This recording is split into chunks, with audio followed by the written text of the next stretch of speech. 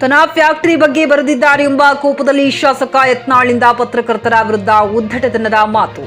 ನಿಮ್ಮಲ್ಲಿ ಪರ್ಮಿಷನ್ ಇಲ್ವಂತೆ ಅಂತ ಪತ್ರಕರ್ತರು ನಮ್ಮನ್ನೇ ಕೇಳ್ತಾರೆ, ರೊಕ್ಕ ಕೊಟ್ರ ಏನು ಬೇಕು ಬರಿತು ಕೊಡ್ತಾರ ಅಂತ ಪತ್ರಕರ್ತರ ಪ್ರಶ್ನೆಗೆ ಉತ್ತರಿಸೋಕೆ ಆಗದಿ ಅವರ ವಿರುದ್ಧ ಅಸಮಾಧಾನ ಹೊರಹಾಕಿದ ಯತ್ನಾಳ್. ಖರ್ಗೆಗೆ ಸ್ಟೇ ವಾಪಸ್ ತಗೊಳ್ಳೋಕೆ ಹೇಳಿ ಫ್ಯಾಕ್ಟರಿ ಪ್ರಾರಂಭದಲ್ಲಿ ಮಧ್ಯಸ್ಥಿಕೆ ವಹಿಸಿ ನಿಮಗೂ ಕಮಿಷನ್ ಕೊಡ್ತೀನಿ ಎಂದು ಪತ್ರಕರ್ತರ ಕುರಿತು ಹಗುರವಾಗಿ ಮಾತನಾಡಿದ್ದಾರೆ. ಮಿಸ್ಟರ್ ಯತ್ನಾಳ್, ನಿಮ್ಮ ಬಗ್ಗೆ ಬರೆಯೋದೇ ತಪ್ಪ? ಕಾನೂನಾತ್ಮಕವಾಗಿ ಸರಿ ಇದ್ದರೆ ಕಾನೂನು ಹೋರಾಟ ಮಾಡಿ ಫ್ಯಾಕ್ಟರಿ ಪ್ರಾರಂಭಿಸಿಕೊಳ್ಳಿ. ನಿಮ್ಮ ಫ್ಯಾಕ್ಟರಿ ಬಂದ್ ಆಗಿರೋದಕ್ಕೆ ಪತ್ರಕರ್ತರೇ ಹೊಣೆ ಎಂಬಂತೆ ನಿಮ್ಮ ಈ ಉದ್ದಟನದ ವರ್ತನೆ ಸರಿಯೇ? ಹೌದು. ಸಿದ್ಧ ಸಿರಿ ಕಾರ್ಖಾನೆ ಪುನಃ ಪ್ರಾರಂಭಕ್ಕಾಗಿ ನಡೆಯುತ್ತಿರುವ ಧರಣಿ ಉಪವಾಸ ಸತ್ಯಾಗ್ರಹದಲ್ಲಿ ಪಾಲ್ಗೊಂಡು ಮಾತನಾಡಿದ ವಿಜಯಪುರ ನಗರ ಶಾಸಕ ಬಸವನಗೌಡ ಪಾಟೀಲ್ ಯತ್ನಾಳ್, ಪತ್ರಿಕಾ ಮಾಧ್ಯಮಗಳು ಮಧ್ಯಸ್ಥಿಕೆ ವಹಿಸಿದರೆ ಅದಕ್ಕೆ ಒಳ್ಳೆಯ ಕಮಿಷನ್ ನೀಡುತ್ತೇನೆಂದು ಹೇಳಿದರು. ಅವರು ಪಟ್ಟಣದ ಬಸವೇಶ್ವರ ವೃತ್ತದಲ್ಲಿ ಸಿದ್ಧ ಸಿರಿ ಕಾರ್ಖಾನೆ ಬಂದ್ ಆಗಿದ್ದ ಹಿನ್ನೆಲೆ ರೈತರು ಧರಣಿ ಉಪವಾಸ ಸತ್ಯಾಗ್ರಹ ಸ್ಥಳಕ್ಕೆ ಭೇಟಿ ನೀಡಿ ಮಾತನಾಡುವ ಬರದಲ್ಲಿ ಮಾಧ್ಯಮಗಳು ಖರ್ಗೆ ಮತ್ತು ಖಂಡ್ರೆಯವರ ಮಧ್ಯಸ್ಥಿಕೆ ವಹಿಸಿ ಸುಪ್ರೀಂ ಕೋರ್ಟ್ಗೆ ಹಾಕಿದ್ದ ಕೇಸನ್ನು ಹಿಂದಕ್ಕೆ ಪಡೆಯುವಂತೆ ಮಾಡಲು ಯಶಸ್ವಿಯಾದರೆ ನಿಮಗೆ ತಕ್ಕ ಕಮಿಷನ್ ಕೊಡಲಾಗುತ್ತದೆ ಎಂದು ಮಾಧ್ಯಮಗಳ ಬಗ್ಗೆ ಹಗುರವಾಗಿ ಮತ್ತು ಖರೀದಿಸುವ ದರ್ಪ ಮೆರೆದ ಬಿಜೆಪಿ ಶಾಸಕ ಬಸವರಾಜ್ ಪಾಟೀಲ್ ಯತ್ನಾಳ್, ಪತ್ರಿಕಾ ಮಾಧ್ಯಮದವರು ಯಾರು ಏನನ್ನು ಹೇಳುತ್ತಾರೆ ಅದನ್ನು ಪ್ರಕಟಿಸುವುದು ಪತ್ರಿಕಾ ರಂಗದ ಧರ್ಮವಾಗಿದೆ ಮತ್ತು ಕರ್ತವ್ಯ. ಮಾಧ್ಯಮದವರು ಕಮಿಷನ್ ಕೊಟ್ಟರೆ ಸುಳ್ಳು ಸುದ್ದಿ ಪ್ರಕಟಿಸಿ ಆಗಲಾರದ ಕೆಲಸಗಳನ್ನು ಮಾಧ್ಯಮದವರು ಮಾಡುತ್ತೀರಾ? ನಿಮಗೆ ಮರ್ಯಾದೆ ಏನೂ ಇಲ್ಲ.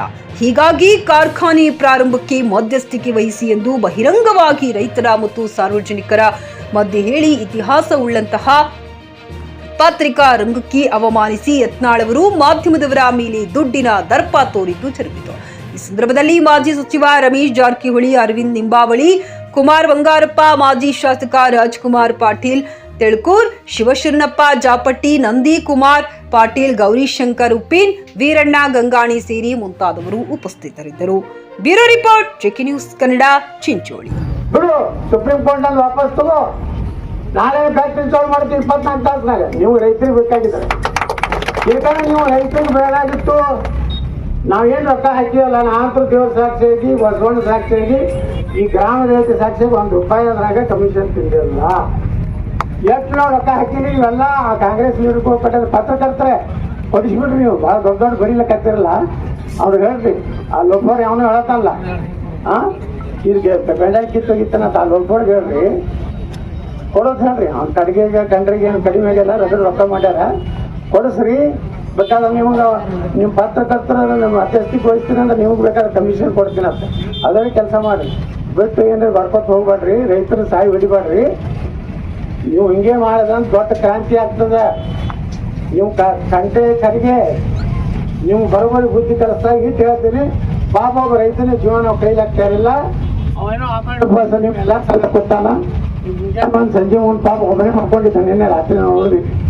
ಹೋಗಿ ಆರಾಮ ಹಾಕೋರಿ, ಅವ ಬಡ್ದಾಡ್ತಾನ. ಅದಕ್ಕೆ ತೆಂಗಿನ ನೀರು ಕೂಡಿಸಿ ಅವ್ನಿಗೆ ಉಪವಾಸದಿಂದ ನಾವು ಗ್ರಾಹಕರ ಸ್ಯಾಟಿಸ್ಫ್ಯಾಕ್ಷನ್ ನಲ್ಲಿ ನಂಬರ್ 1 ತೃಪ್ತಿ ದರದಾಯಕ ಶೋರೂಮ್ ನಿಮ್ಮ ಎಸ್ಪಿ ಟಿವಿಎಸ್ ಶೋರೂಮ್ ನಿಮಗಾಗಿ ತಂದಿದೆ ಹೊಸ ಮಾಡೆಲ್ಗಳ ಹೊಸ ಬೈಕ್ಗಳು. ರೈತರಿಗಾಗಿ ಅನುಕೂಲವಾಗಿರುವ ಸೂಪರ್ ಎಕ್ಸೆಲ್ ಕೂಡ ಲಭ್ಯ. ಹಾಗಿದ್ರೆ ಹಿಂದೆ ಭೇಟಿ ನೀಡಿ ಎಸ್ಪಿ ಟಿವಿಎಸ್ ಶೋರೂಮ್ ಮಾಲೀಕರು ಲೋಕೇಶ್ ಆರ್ಜಿ. ಹೆಚ್ಚಿನ ಮಾಹಿತಿಗಾಗಿ ಸಂಪರ್ಕಿಸಿ 8494951009. ನಾಗಲಕ್ಷ್ಮಿ ದಾಬಾ ಹತ್ತಿರ, ಗುಲ್ಬರ್ಗಾ ರೋಡ್, ಹುಮ್ನಾಬಾದ್ನಲ್ಲಿ 24x7 ಸೇವೆ ಸಲ್ಲಿಸುತ್ತಿರುವ ಮಕ್ಕಳ ಹೈಟೆಕ್ ಗಗನ್ ಆಸ್ಪತ್ರೆ. ಬೀದರ್ ಜಿಲ್ಲೆಯ ಜನರಿಗೆ ಈಗ ತಮ್ಮ ಮಕ್ಕಳ ಆರೋಗ್ಯದ ಬಗ್ಗೆ ಚಿಂತೆ ಬೇಡ. ನಿಮ್ಮ ಜಿಲ್ಲೆಯ ಹುಮ್ನಾಬಾದ್ನ ಗಗನ್ ಆಸ್ಪತ್ರೆ ನೋಡಲು ಸುಂದರವಾದ ಕಟ್ಟಡ ಅಷ್ಟೇ ಅಲ್ಲದೆ ಮಕ್ಕಳಿಗೆ ತರಹದ ಆಟದ ಮನರಂಜನೆ ಜೊತೆಗೆ ಅತ್ಯುತ್ತಮ ಚಿಕಿತ್ಸೆ ನೀಡಲಾಗುತ್ತದೆ. ಇಲ್ಲಿ NICU 10 ಬೆಡ್ಸ್, PICU 6 ಬೆಡ್ಸ್, ಡಿಪ್ಯಾಕ್, ವೆಂಟಿಲೇಟರ್ ಸೇರಿದಂತೆ ವಿವಿಧ ಮುಖ್ಯ ಸೇವೆಗಳು ಕೂಡ ಲಭ್ಯ. ಹೆಚ್ಚಿನ ಮಾಹಿತಿಗಾಗಿ ಭೇಟಿ ನೀಡಿ ಗಗನ್ ಆಸ್ಪತ್ರೆ, ಪೊಲೀಸ್ ಠಾಣೆ ಹಿಂದುಗಡೆ, ಹುಮ್ನಾಬಾದ್. ಸಂಪರ್ಕಿಸಿ 9620618472 ಅಥವಾ 8846666532.